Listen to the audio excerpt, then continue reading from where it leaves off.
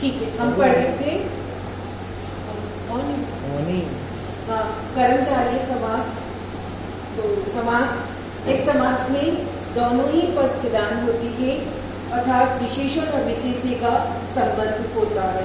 और कहने का अर्थ है कि दोनों ही शब्दों में अपने आप में विशेषता लिए होते हैं। अगर हम उसे अलग रूप से भी देखें, जैसे उदाहरण के तौर पर स्त्री धन, तो स्त्री और धन दोनों ही शब्द अपने आप में महत्वपूर्णता किए हुए हैं, इसलिए दोनों ही शब्द प्रदान होते हैं और उसे हम कहते हैं अब देखो उदाहरण दिया है यहाँ महादेव, तो विग्रह क्या होगा? महान है जो देव। फिर महात्मा, महान है जो आत्मा। स्त्री का धन, स्त्री रूपी धन। और उदाहरण लिखा रही हूँ, आप लोग लिख लीजिए साथ साथ में। कुपुत्र, बुरा है जो पुत्र।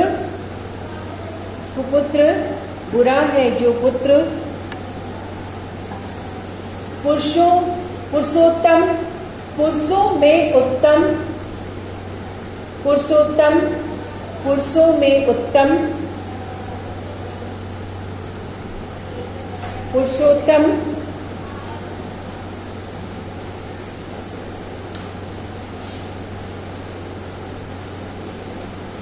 क्रोधाग्नि, क्रोध रूपी अग्नि।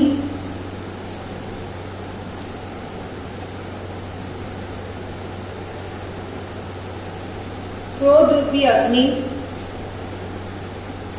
पुरुषोत्तम, पुरुषों में उत्तम। नील गगन, नीला है जो गगन। नील गगन।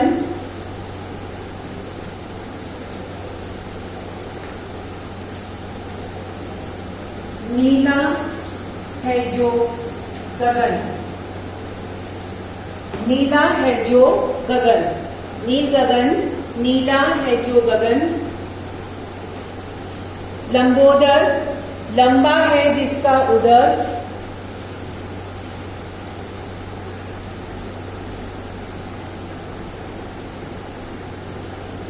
भला मानस, भला है जो मानस। भला मानस, भला है जो मानस।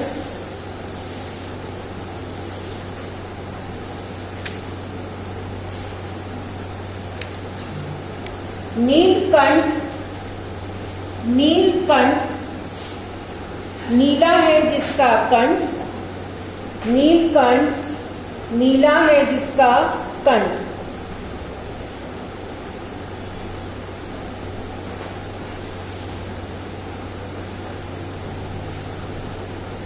इसके अलावा अब हम दूसरा पढ़ेंगे द्विगु समास। द्विगु समास जिसका पहला पद क्या होता है? पहला पद क्या होता है? संख्यावाची होता है। क्या होता है? पहला पद संख्यावाची होता है। संख्यावाची यानी जैसे चार भुजा, तो चार क्या है? संख्या का नाम। तो भुजा, तो एक बताया चतुर्भुज, जो चतुर फिर संस्कृत वाला लिया हुआ हमारा तत्सम शब्द है, तो वैसा क्या हो गया उसको? दो राहा, तो दोपहर। तो ये पहला शब्द, इसकी क्या पहचान है? द्विगु समास की पहचान है। लिख लीजिए, हेडिंग लिखिए, द्विगु समास। द्विगु समास, इस समास का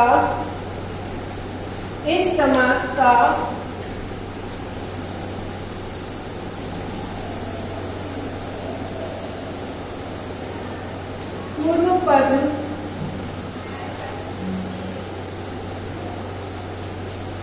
संख्यावाची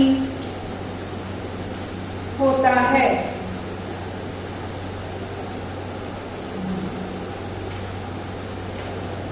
तथा समस्त पद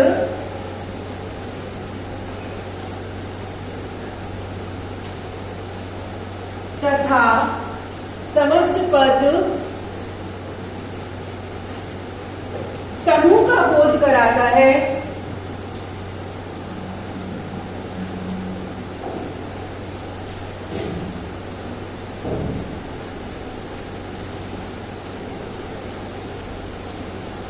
समस्त पद समूह का बोध कराता है। अब हम इसके कुछ उदाहरण देख लेते हैं। आप पहले लिख लीजिए, फिर से मैं बोल रही हूं।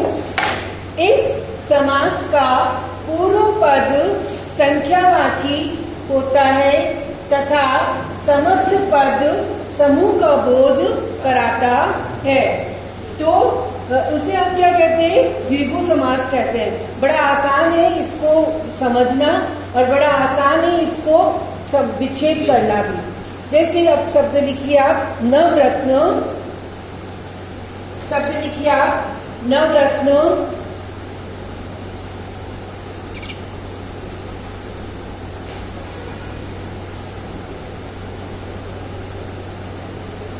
नवरत्नों का समूह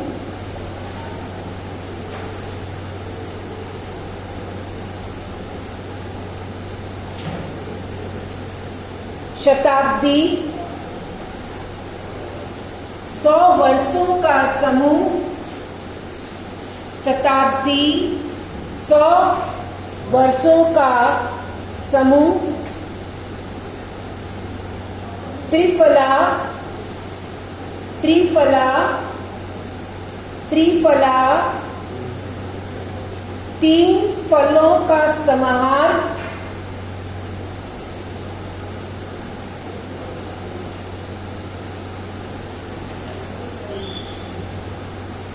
तीन फलों का समाहार,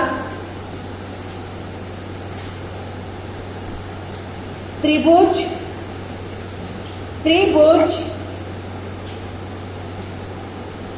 3 भुजाओं का समूह, त्रिभुज 3 भुजाओं का समूह,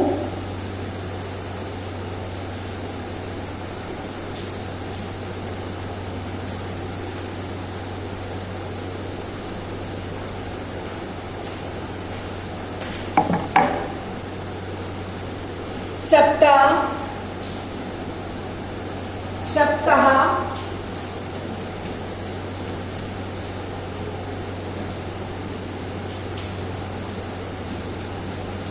7 दिनों का समूह,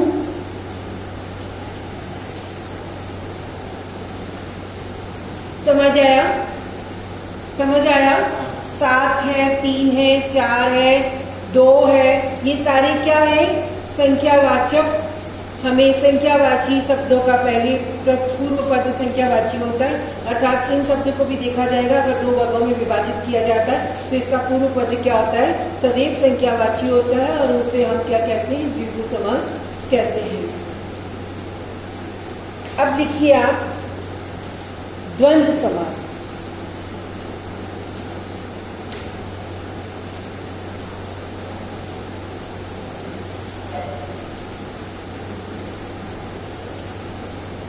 द्वंद्व समास परिभाषा लिखिए।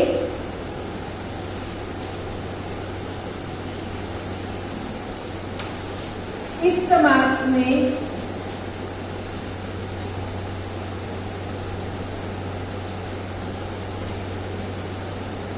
दोनों ही पद प्रधान होते हैं, ठीक है। साथ ही इसका विग्रह करते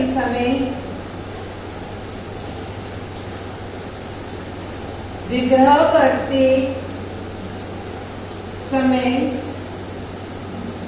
योजक चिन्हों का योजक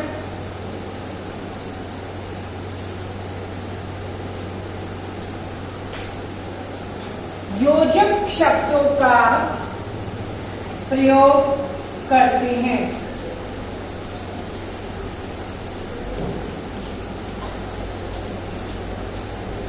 अब समझने जैसी बात है, योजक क्या है?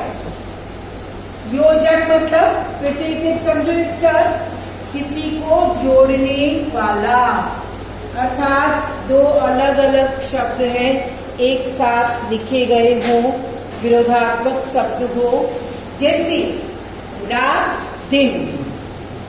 हम कई बार अपनी लेखनी में इसको इस तरह का एक विराम चिन्ह का उपयोग कर भी लिख देते हैं। अब मुझे इन दोनों को विग्रह करके लिखना है, रात और दिन। मान अपमान, मान या अपमान, या और, तथा, अथवा, ये सारे शब्द क्या है? योजक शब्द है। ये सारे शब्द क्या है? योजक है। तो इन्हें हम विग्रह कैसे करेंगे? लिखते समय हम लिखेंगे रात और दिन। राजा रानी, राजा और रानी। लाभ हानि, लाभ या हानि, लाभ हानि, लाभ या हानि।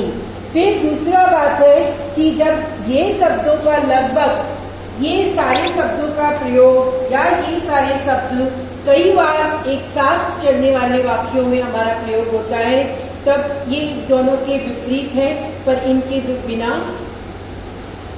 हमारी परिस्थिति भी अधूरी होती है। जैसे भला बुरा, भला और बुरा, धर्मा अधर्म, धर्मा अधर्म, धर्म या अधर्म, या तो धर्म होगा या अधर्म होगा। दोनों में से कोई एक परिस्थिति तो होनी निश्चित है। अच्छे लोग होंगे तो धर्म से जुड़े होंगे, बुरे लोग होंगे तो अधर्म से जुड़े रहेंगे। शब्द लिख लीजिए, कुछ अब लिखा रही हूँ मैं आपको, लिखते जाइए, साथ साथ में विग्रह भी करते जाइए। शब्द लिखिए, रात दिन, रात और दिन। माता पिता, माता और पिता। जन्म मृत्यु, जन्म या मृत्यु।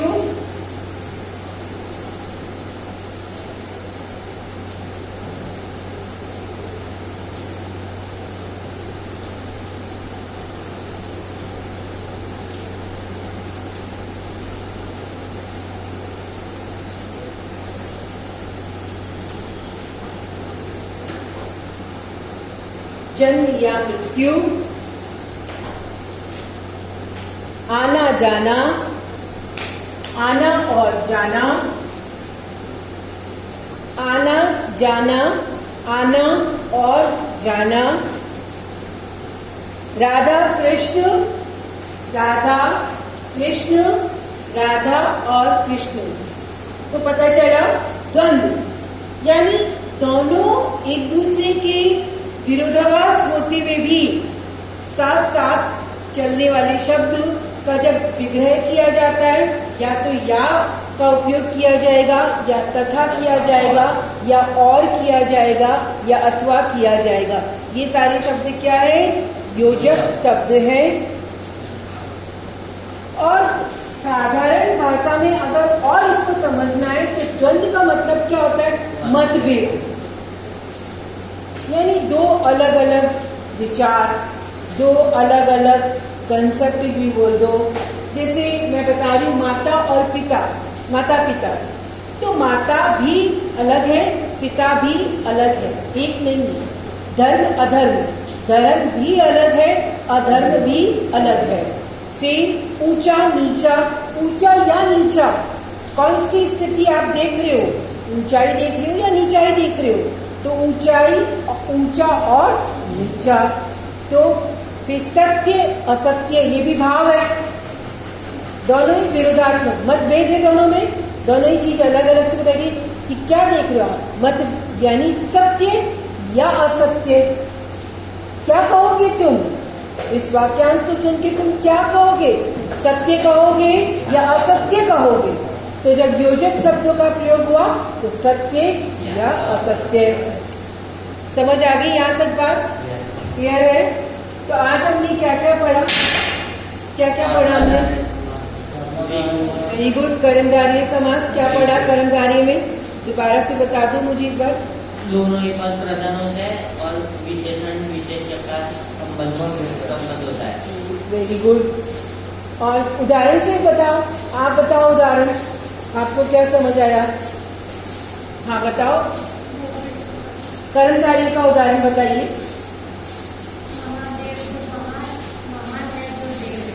हाँ, ये आपने इसका विग्रह किया, तो इसका विग्रह करते समय आपको क्या दोनों ही पद स्वतंत्र इकाई के रूप में दिखाई दिए?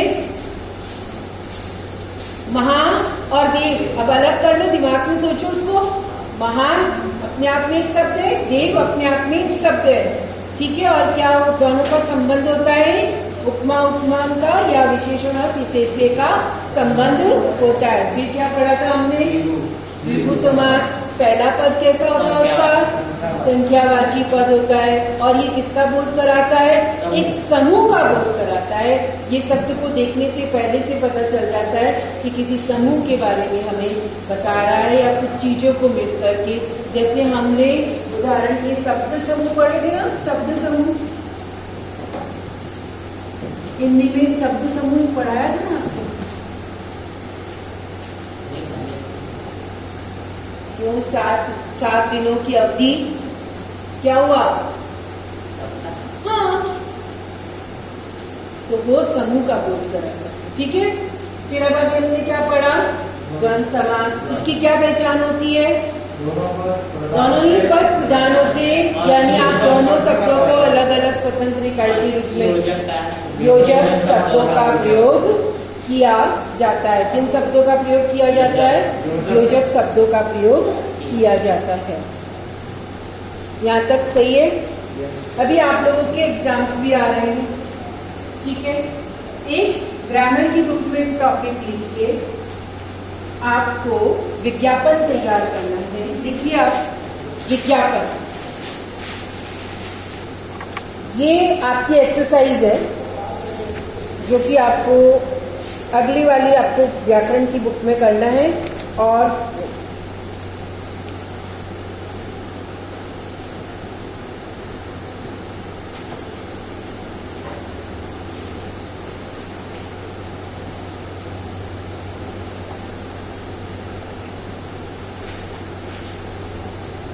स्कूल की बैग का विज्ञापन तैयार करिए। स्कूल की बैग का विज्ञापन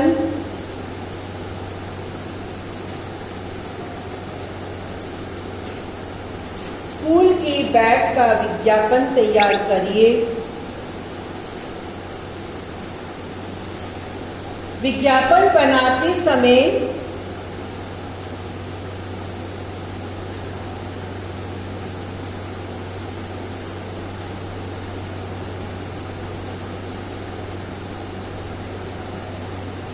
आकर्षक शब्द,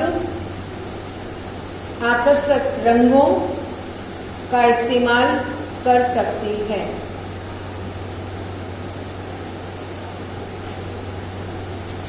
क्वेश्चन नंबर 2,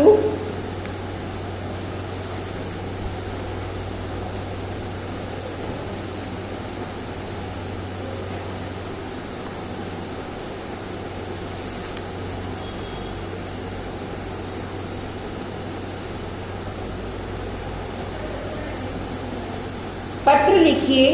आपकी कक्षा के छात्र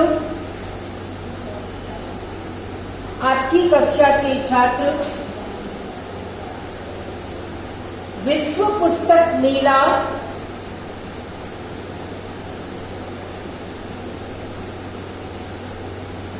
देखना चाहते हैं।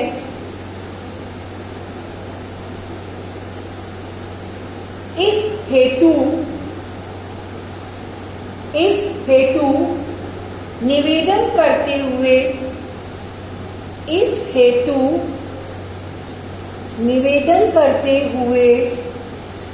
प्रधानाचार्य को पत्र लिखिए।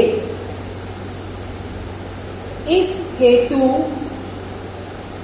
निवेदन करते हुए प्रधानाचार्य को पत्र लिखिए। समझ आया? विज्ञापन भी बनाना है और ये पत्र भी लिखना है। आने वाली परीक्षा जो आ रही है उसके लेखन कार्य हेतु आपके अभ्यास के लिए ये दिया गया है। मैम, ये पत्र होता है तो उसमें एड्रेस किस साइड लिखना है, लेफ्ट या राइट? देखो, आपको हमेशा से दिक्कत रहती है, ये देखिए एड्रेस आप सब इस पे देखिए, ठीक है। कैसे दिया गया है, एड्रेस ऊपर बताया गया है, विषय बताया गया है, फिर महोदय यानी आप किसको लिख रहे हो ये पत्र, वो आपको प्रधानाचार्य को, ठीक है, सेवा में प्रधानाचार्य करके फिर आपका ये विषय वस्तु होगा। फिर आप उसके बाद उसको संबोधन करेंगे, अगर वह स्त्री है तो महोदया हो जाएगा, अगर वह पुरुष है तो महोदय हो जाएंगे। फिर नीचे क्या लिखोगे, आप कौन हो, आप प्रार्थी, प्रार्थना करने वाले। देखिए नीचे क्या दिया हुआ है, प्रार्थी, आप अपना स्वयं का नाम, अपनी कक्षा और दिनांक। तो इस प्रकार का ये ढांचा है। अभी देखो आप ये